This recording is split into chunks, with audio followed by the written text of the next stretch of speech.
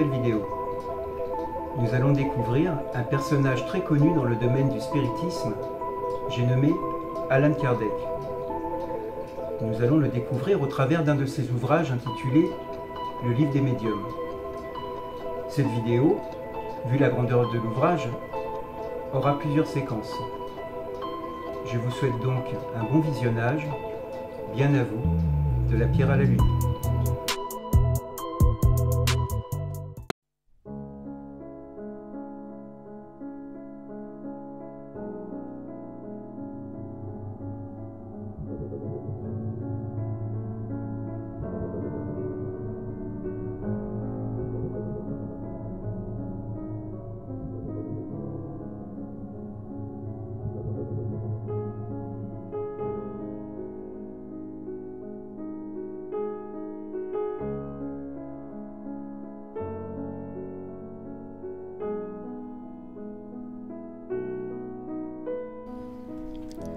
Le livre des médiums, ou Guide des médiums et des évocateurs, pour faire suite au livre des esprits par Allan Kardec, nouvelle édition conforme à la 11e édition de 1869.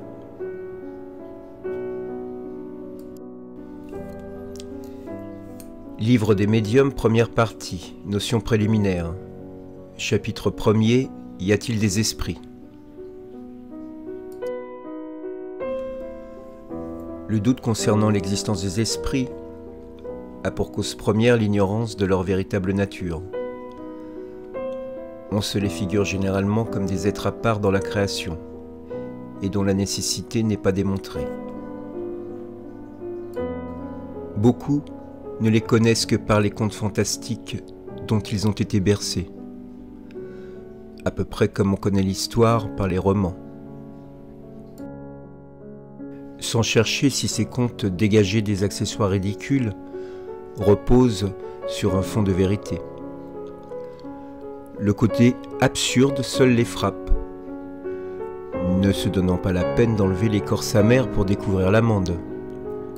Ils rejettent le tout, comme font dans la religion ceux qui, choqués de certains abus, confondent tout dans la même réprobation.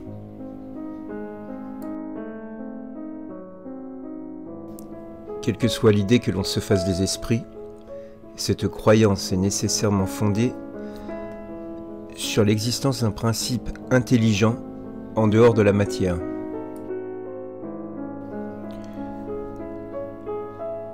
Elle est incompatible avec la négation absolue de ce principe. Nous prenons donc notre point de départ dans l'existence, la survivance et l'individualité de l'âme, dont le spiritualisme est la démonstration théorique et dogmatique, et le spiritisme la démonstration patente.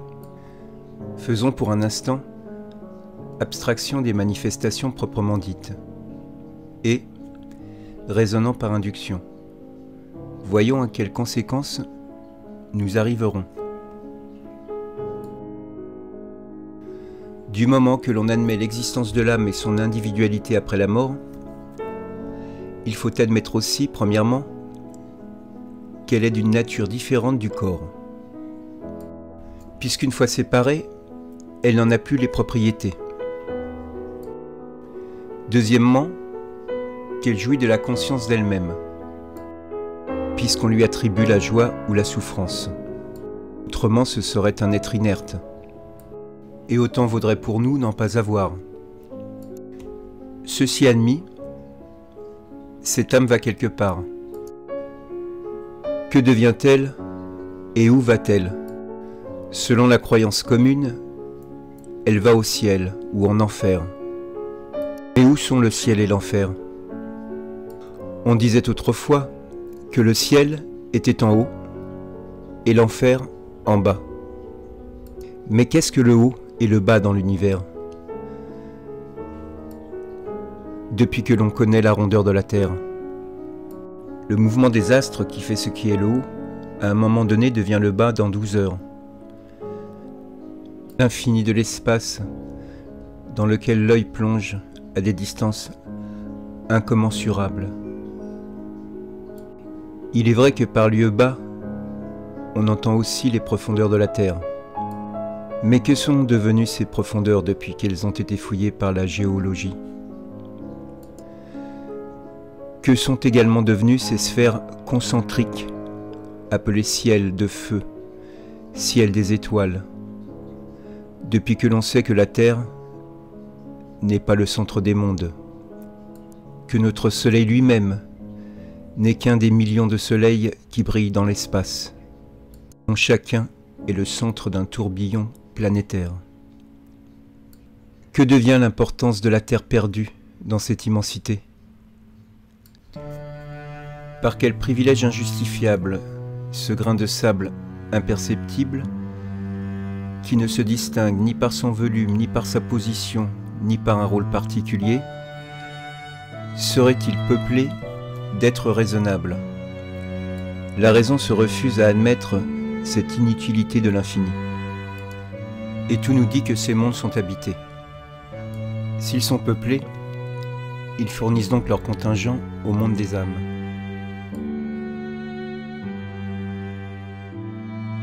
Mais encore une fois, que deviennent ces âmes? Puisque l'astronomie et la géologie ont détruit les demeures qui leur étaient assignées. Et surtout depuis que la théorie si rationnelle de la pluralité des mondes les a multipliés à l'infini. La doctrine de la localisation des âmes ne pouvant s'accorder avec les données de la science. Une autre doctrine plus logique leur assigne pour domaine non un lieu déterminé circoncis, mais l'espace universel. C'est tout un monde invisible au milieu duquel nous vivons, qui nous environne et nous coudoie sans cesse. Y a-t-il à cela une impossibilité? Quelque chose qui répugne à la raison? Nullement. Tout nous dit au contraire qu'il n'en peut être autrement. Mais alors, que deviennent les peines et les récompenses futures si vous leur ôtez les lieux spéciaux? Remarquez que l'incrédulité à l'endroit de ces peines et récompenses est généralement provoquée parce qu'on les présente dans des conditions inadmissibles.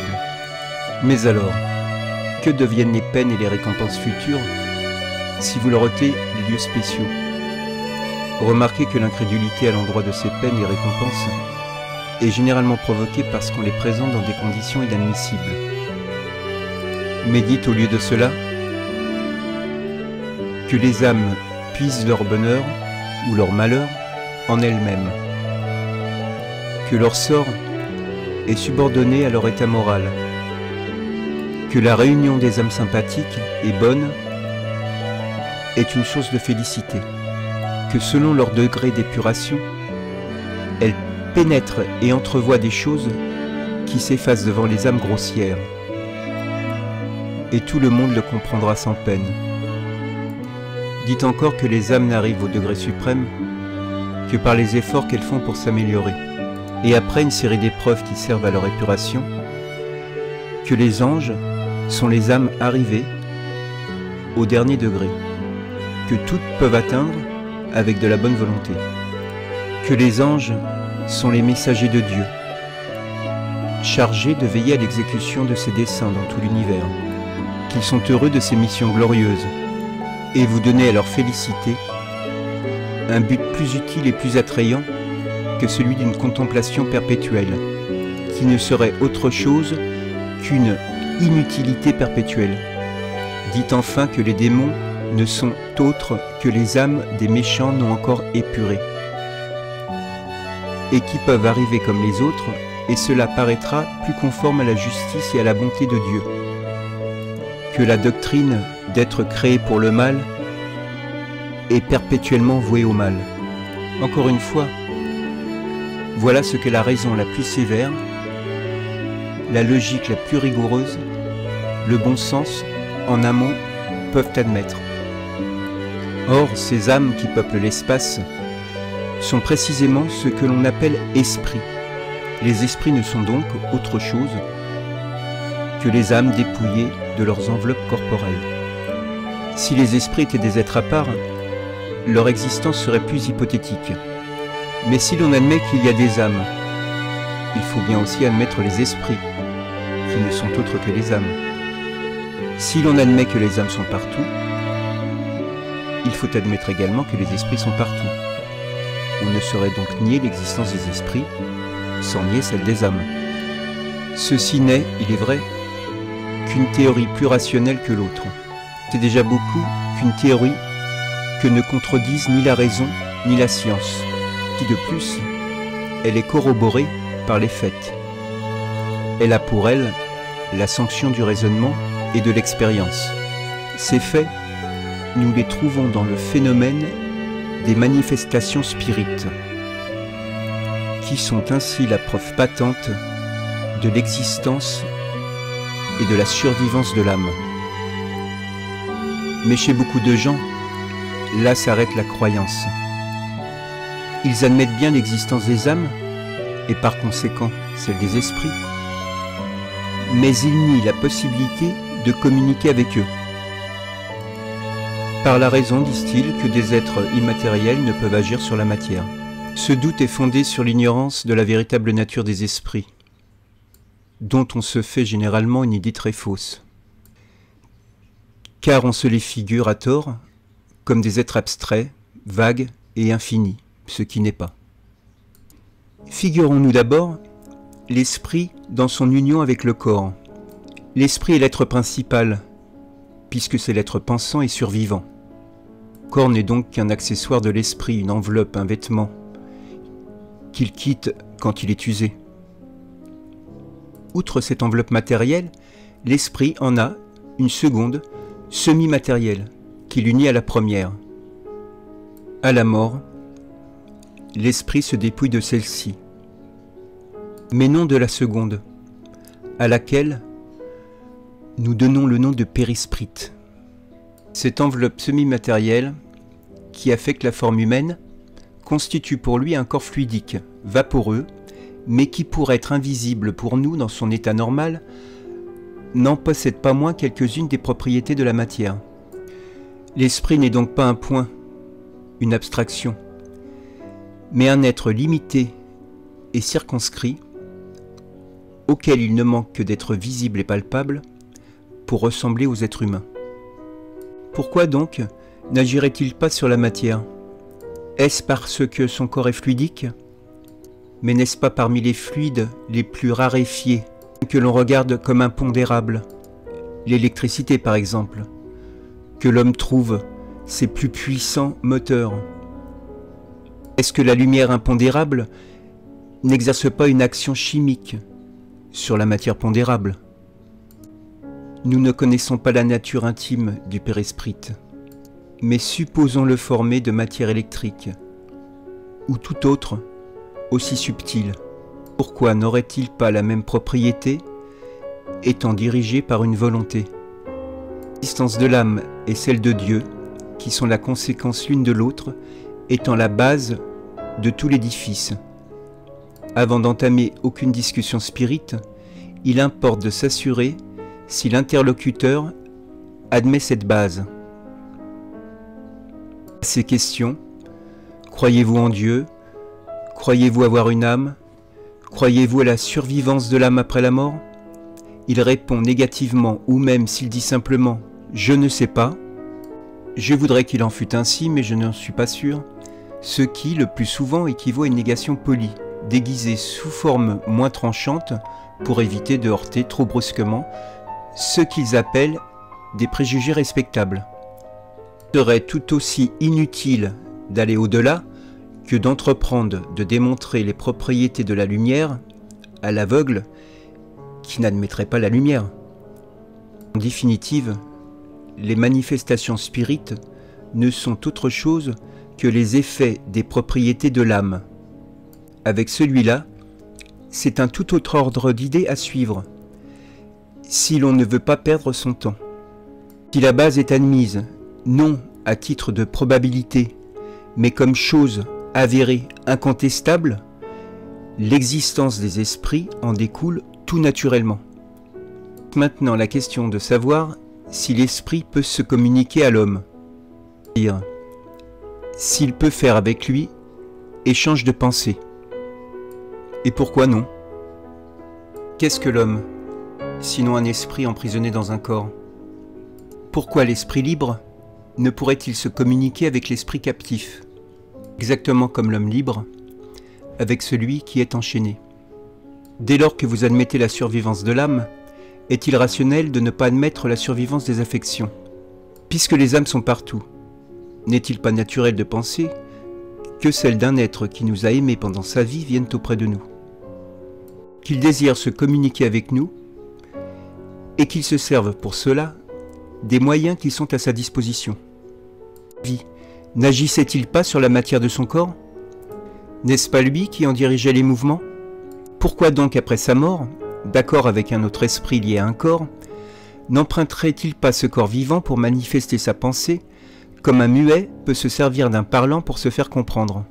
Faisons pour un instant abstraction des faits qui, pour nous, rendent la chose incontestable. Admettons-la à titre de simple hypothèse. Nous demandons que les incrédules nous prouvent, non par une simple négation, car leur avis personnel ne peut faire loi, mais par des raisons péremptoires que cela ne se peut pas.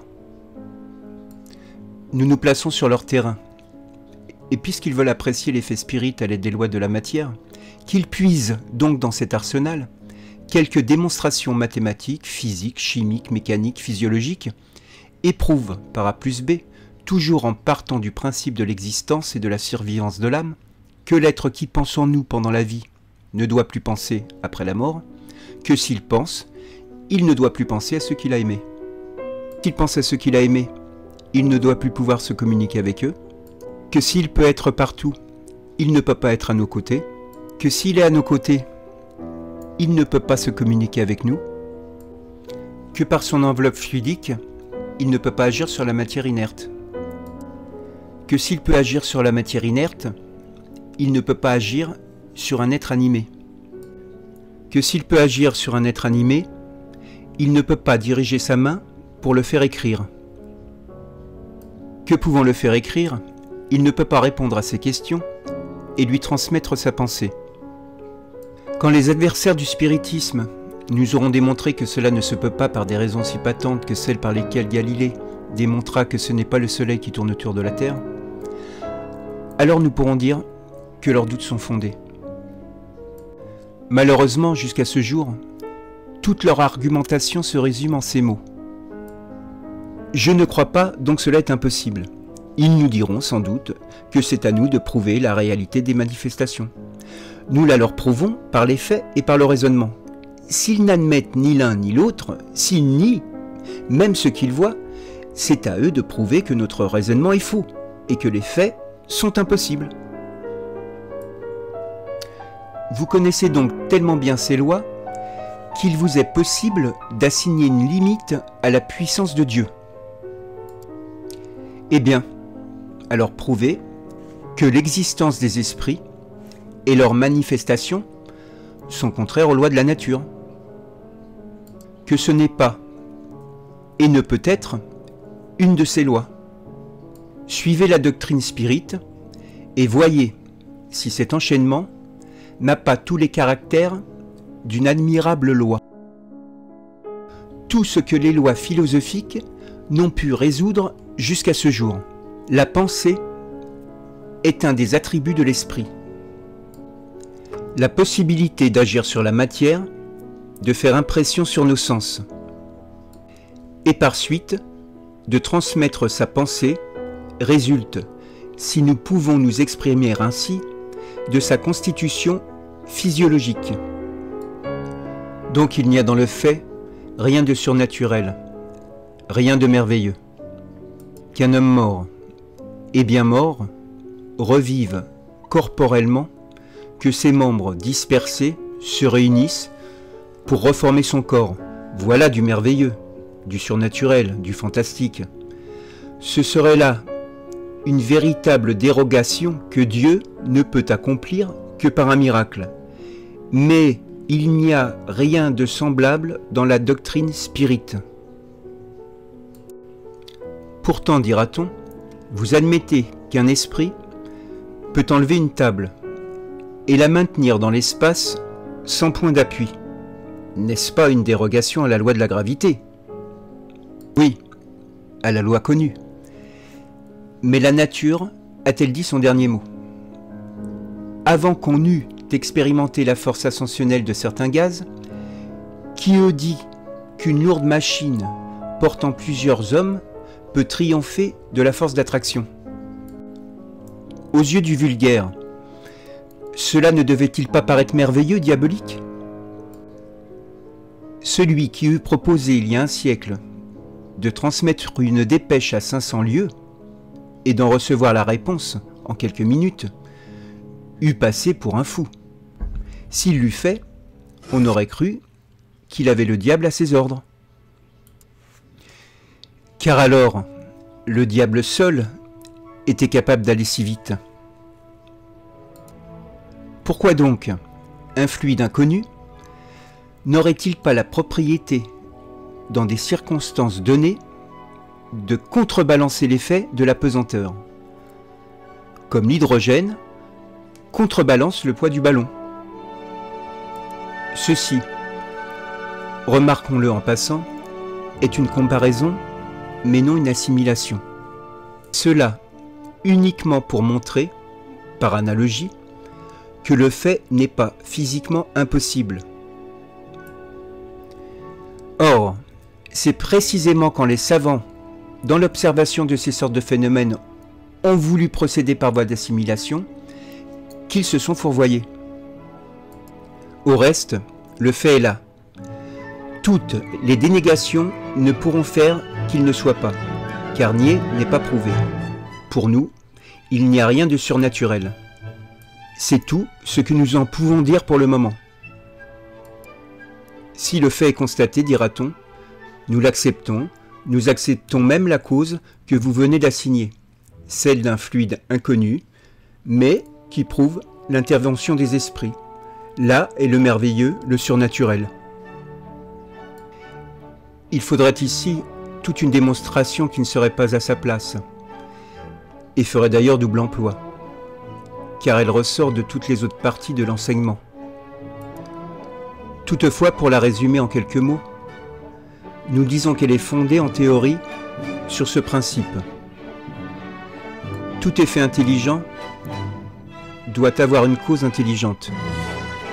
En pratique, sur cette observation, que les phénomènes dits spirites, ayant donné des preuves d'intelligence, devaient avoir leur cause en dehors de la matière. Que cette intelligence, n'étant pas celle des assistants, ceci est un résultat d'expérience, devait être en dehors d'eux, puisqu'on ne voyait pas l'être agissant. C'était donc un être invisible. C'est alors que d'observation en observation, on est arrivé à reconnaître que cet être invisible, auquel on a donné le nom d'esprit, n'est autre que l'âme de ceux qui ont vécu corporellement, et que la mort a dépouillé de leur grossière enveloppe visible, ne leur laissant qu'une enveloppe éthérée, invisible, dans son état normal. Voilà donc le merveilleux et le surnaturel réduits à leur plus simple expression. L'existence d'êtres invisibles, une fois constatée, leur action sur la matière résulte de la nature de leur enveloppe fluidique. Cette action est intelligente, parce qu'en mourant, ils n'ont perdu que leur corps, mais ont conservé l'intelligence qui est leur essence. Là est la clé de tous ces phénomènes réputés à tort surnaturels. L'existence des esprits n'est donc point un système préconçu, une hypothèse imaginée pour expliquer les faits. C'est un résultat d'observation et la conséquence naturelle de l'existence de l'âme. Nier cette cause, c'est nier l'âme et ses attributs. Que ceux qui penseraient pouvoir donner de ces effets intelligents une solution plus rationnelle, pouvant surtout rendre raison de tous les faits, veuillent bien le faire. Et alors, on pourra discuter le mérite de chacune. Aux yeux de ceux qui regardent la matière comme la seule puissance de la nature, tout ce qui ne peut être expliqué par les lois de la matière est merveilleux ou surnaturel, et pour eux, merveilleux est synonyme de superstition. À ce titre, la religion fondée sur l'existence d'un principe immatériel serait un tissu de superstition. Ils n'osent le dire tout haut, mais ils le disent tout bas. Et ils croient sauver les apparences en concédant qu'il faut une religion pour le peuple et pour faire que les enfants soient sages. Or de deux choses l'une. Ou le principe religieux est vrai, ou il est faux. S'il est vrai, il l'est pour tout le monde. S'il est faux, il n'est pas meilleur pour les ignorants que pour les gens éclairés.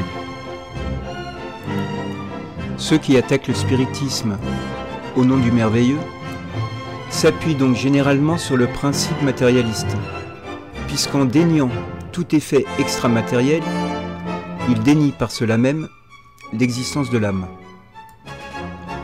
Sondez le fond de leurs pensées, scrutez bien le sens de leurs paroles, et vous verrez presque toujours ce principe. S'il est catégoriquement formulé, poindre sur les dehors d'une prétendue philosophie rationnelle dont il le couvre. En rejetant sur le compte du merveilleux tout ce qui découle de l'existence de l'âme, ils sont donc conséquents avec eux-mêmes, n'admettant pas la cause, ils ne peuvent admettre les effets. De là, chez eux, une opinion préconçue qui les rend impropres à juger sainement du spiritisme, parce qu'ils partent du principe de la négation de tout ce qui n'est pas matériel. Quant à nous, de ce que nous admettons, les effets qui sont la conséquence de l'existence de l'âme, s'ensuit-il que nous acceptions tous les faits qualifiés de merveilleux? Que nous soyons les champions de tous les rêveurs, les adeptes de toutes les utopies, de toutes les excentricités systématiques. Il faudrait bien peu connaître le spiritisme pour le penser, mais nos adversaires n'y regardent pas de si près. La nécessité de connaître ce dont ils parlent est le moindre de leurs soucis. Selon eux, le merveilleux est absurde. Or, le spiritisme s'appuie sur des faits merveilleux. Donc, le spiritisme est absurde. C'est pour eux un jugement sans appel. Ils croient opposer un argument sans réplique quand, après avoir fait d'érudites recherches sur les convulsionnaires de Saint-Médard, les camisards des Cévennes ou les religieuses de Loudun, ils sont arrivés à y découvrir des faits patents de supercherie que personne ne conteste. Mais ces histoires, sont-elles l'évangile du spiritisme? Ses partisans ont-ils nié que le charlatanisme ait exploité certains faits à son profit? Que l'imagination en ait créé? Que le fanatisme en ait exagéré beaucoup? Il n'est pas plus solidaire des extravagances qu'on peut commettre en son nom. Que la vraie science ne l'est des abus de l'ignorance, ni la vraie religion des excès du fanatisme. Beaucoup de critiques ne jugent le spiritisme que sur les contes de fées et les légendes populaires, qui en sont les fictions. Autant vaudrait juger l'histoire sur les romans historiques ou les tragédies. En logique élémentaire, pour discuter une chose, il faut la connaître, car l'opinion d'un critique n'a de valeur qu'autant qu'il parle en parfaite connaissance de cause.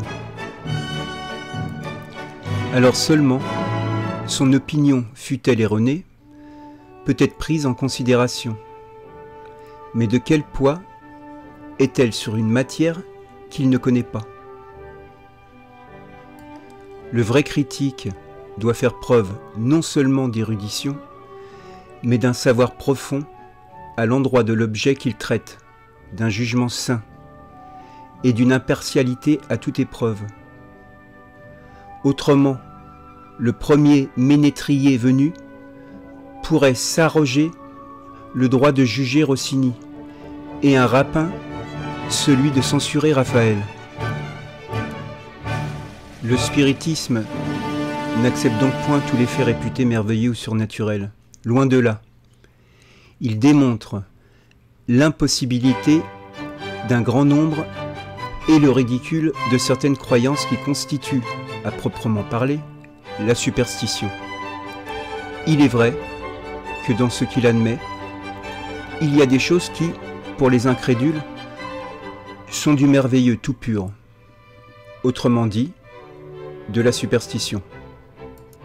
Soit, mais au moins, ne discutez que ces points. En vous attaquant à ce qu'il réfute lui-même, vous prouvez votre ignorance de la chose, et vos arguments tombent faux. Mais où s'arrête la croyance du spiritisme, dira-t-on? Lisez, observez, et vous le saurez. Toute science ne s'acquiert qu'avec le temps et l'étude.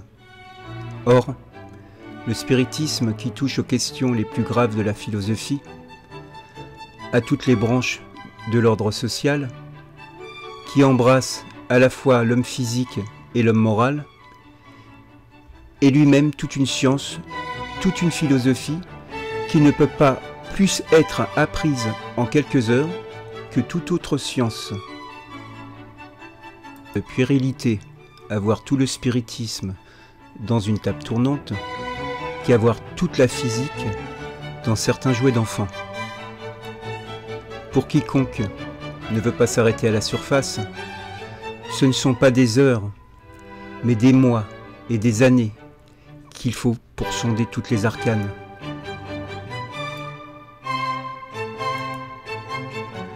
Qu'on juge par là du degré de savoir et de la valeur de l'opinion de ceux qui s'arrogent le droit de juger.